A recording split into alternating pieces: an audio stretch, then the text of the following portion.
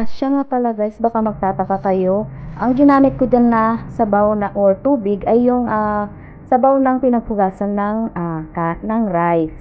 Ayan, kaya ganyan ang kulay. Mas malasa po yan guys, try nyo.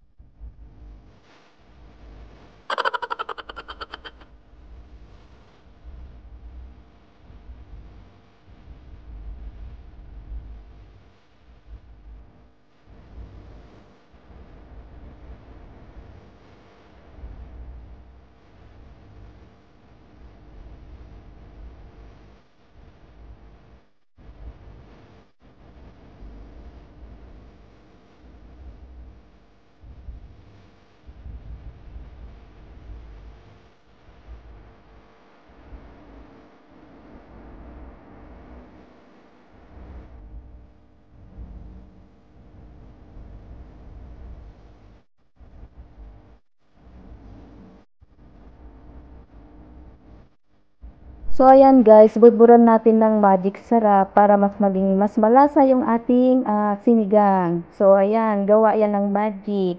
Magic sarap, beka naman.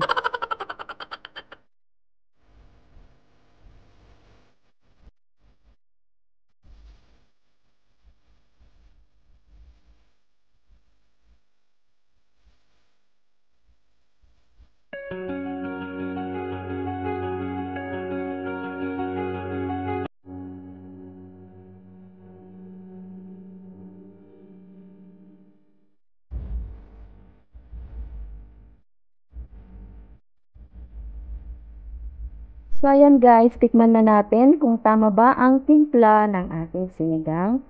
Ayan, kung okay naman siya kasi sakto naman yung ating nilagay ko kanina. So ayan, okay na.